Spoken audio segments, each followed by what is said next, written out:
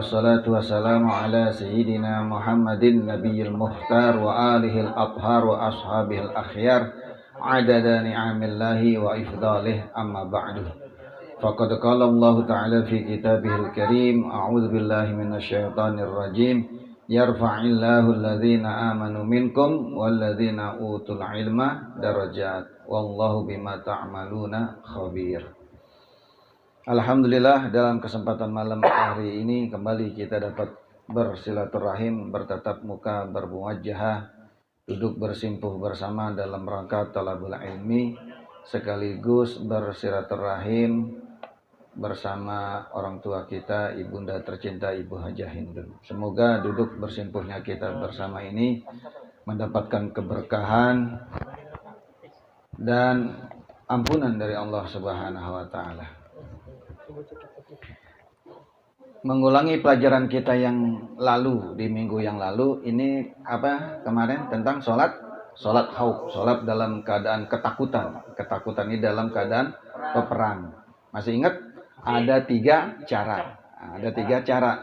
Nah, cara yang pertama itu ketika musuh berada di arah selain kiblat, bukan dari arah kiblat. Nah, kalau musuh bukan dari arah kiblat, maka imam membagi menjadi dua kelompok, ya.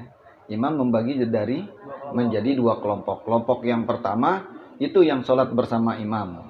Kelompok yang kedua itu dia yang berjaga menghadap musuh. Nah, kan musuhnya nggak dari arah kiblat. Nah, jadi musuhnya misalnya dari arah berlawanan kiblatnya. Kelompok yang kedua itulah yang berhadapan dengan musuh, jaga-jaga.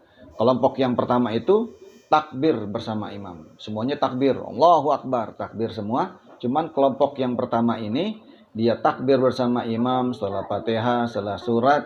Imam ruku, dia ruku. Imam i'tidal, dia i'tidal. Imam sujud, dia sujud. Imam duduk antara dua sujud, dia ikut. Imam sujud, dia sujud. Begitu imam berdiri, ya kan, dapat satu rakaat. Nah, kelompok yang pertama ini menyelesaikan seluruh rakaatnya itu sampai sempurna. Setelah itu dia salam, gantian, dia jaga. Nah, kelompok yang kedua tadinya jaga, ia masuk. Masuk kelompok yang kedua itu yang jaga masuk ke barisan imam, di belakang imam, takbir bersama imam. Jadi imam misalnya udah dapat 2 rakaat, nah, dia tuh sholat bareng imam, takbir. Nah, ini nanti kelompok yang kedua ini salam bersama imam. Itu cara yang pertama. Nah, kalau musuh ada di arah selain kiblat. Kalau musuh dari arah kiblat gimana? Musuh dari arah kiblat, imam cukup membagi menjadi 2 barisan, 2 saf, ya, 2 saf. Semuanya bertakbir bersama imam. Allahu Akbar. Karena musuhnya dari arah kiblat, jadi kita udah ngadep kiblat semua. Bedanya saf pertama, ya, ketika imam takbir, semuanya takbir bareng. Ketika imam ruku, sujud.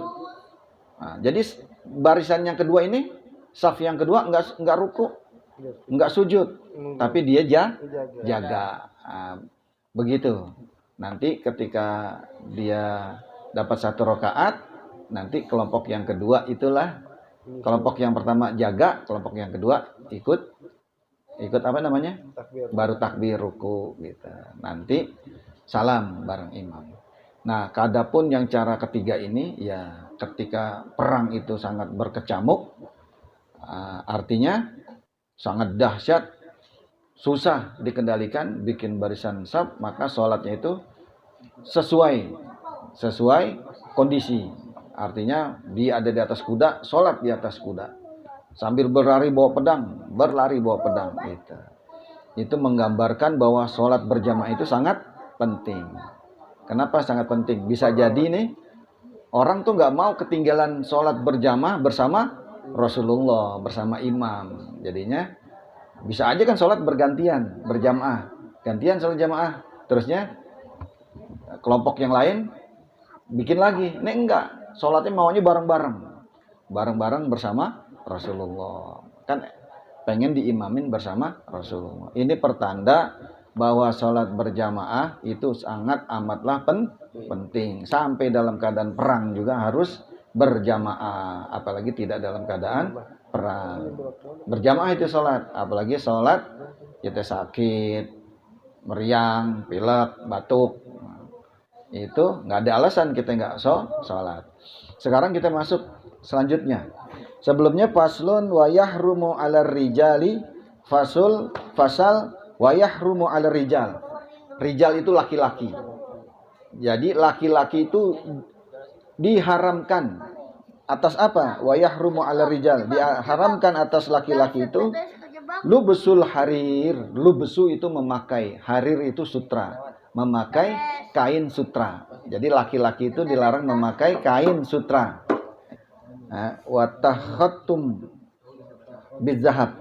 Pertama, laki itu dilarang memakai pakaian sutra, harir, lubsul harir, dan khotam, cincin dari emas, zahab.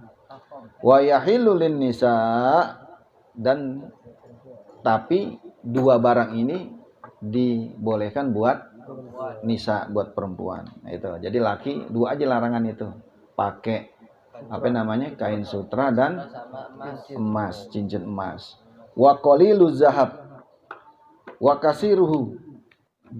Campuran emas itu mau sedikit mau banyak, fit tahrim sawa. Itu sama aja tuh.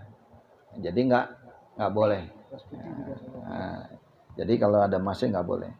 Wa idza kana ba'du saubi ibrai saman, jika sebagian dari pakaian itu ba'du saub, sebagian dari saub pakaian itu ibrai saman wa ba'duhu quttan, kalau baju itu dari sutra, wa ba'duhu quttan, quttan itu katun, au kattan atau kapas. Jadi baju bahan dibuat dari katun, agak mahal, atau kapas.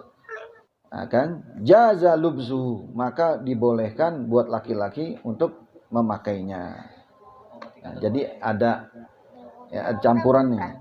Malam yakunil ibraisamu ghaliban, kalau campuran sutranya itu enggak banyak, jadi hanya kecampur sedikit, nah itu dibolehkan.